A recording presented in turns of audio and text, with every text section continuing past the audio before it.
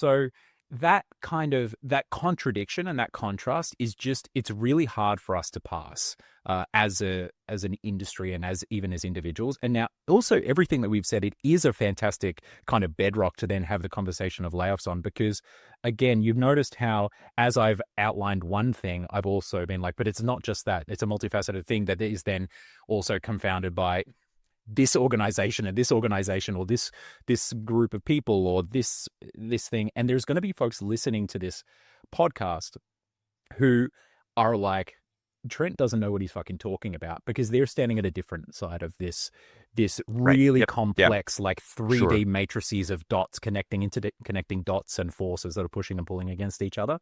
Because we are, and I think it's really, really important to say that I believe because this race to the bottom of this point of singularity that I've been spoken about, where everything moves to the power of the distributor. And it doesn't mean that you can't shake it up. Like New Hollywood is a really great example in film, where the power is taken back from the distributors, from the studios at one point in time, just through a few young creatives like Spielberg and Coppola and those that came through, right? And De Palma.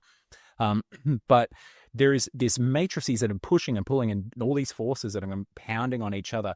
And it is really confounding. And I think one of the reasons why I was actually I don't mind being a little arrogant and smug here, because I'd been going through it for a couple of years and was on the circuit. I'd already put my studio into hibernation and was on the circuit just having these conversations with people all the way up and down the chain, from the little indie kids to the mythical like VC money men, right?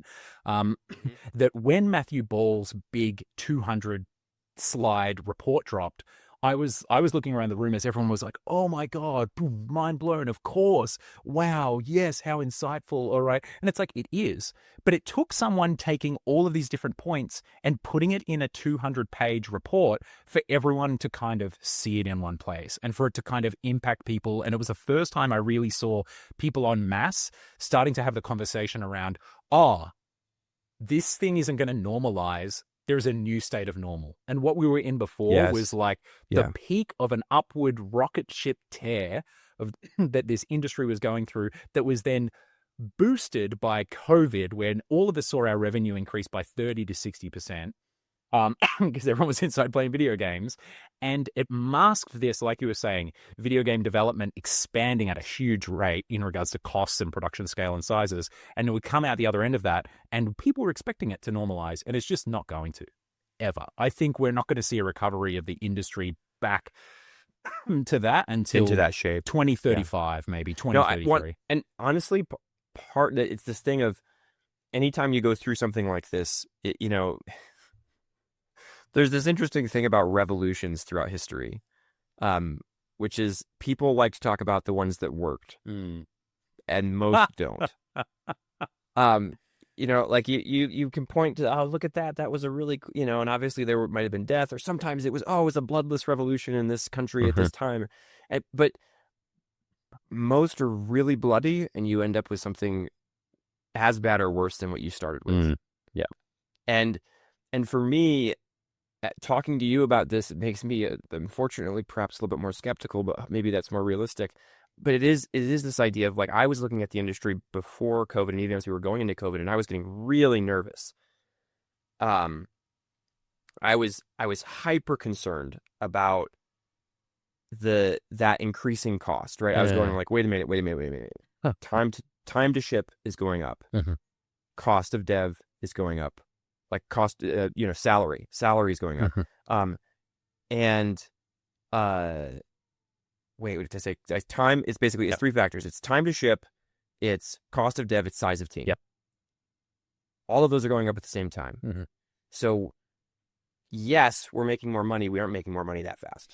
We aren't making that much more money.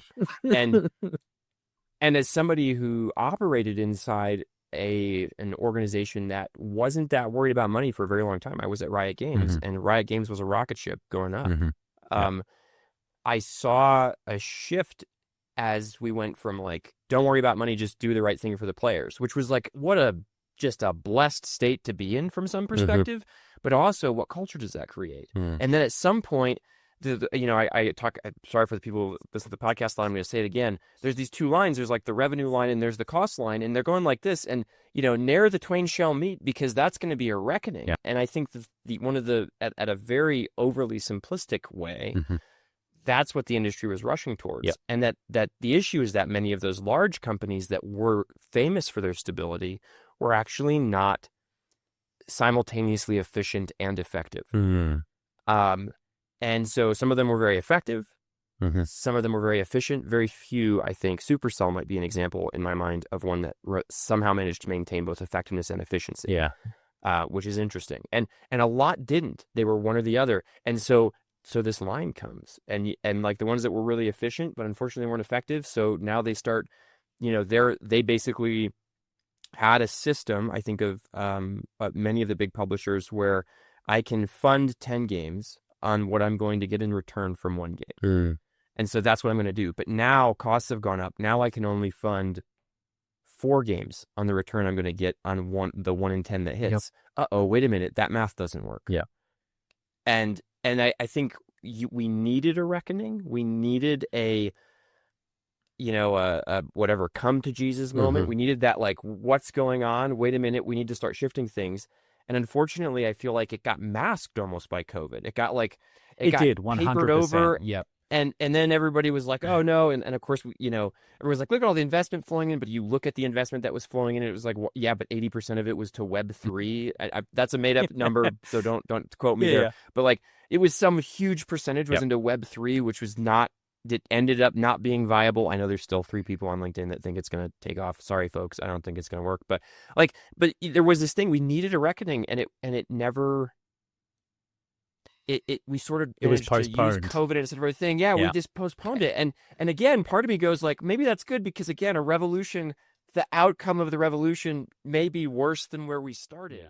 If you lead teams in game or software development and you're tired of wasteful and unreliable estimation, I've built an online course just for you. It's called Advanced Estimation for Game and Software Development, and it's a self-paced course with over 15 hours of content, real-world examples, and tools you can start using right away. Estimation doesn't have to be a morale-draining mess. Planning doesn't have to feel unrealistic and contrived. You can do better, and this course will help. Early access is now open with lifetime access and a big launch discount, but there's limited seats at this price point. Check it out at this URL or in the show notes below.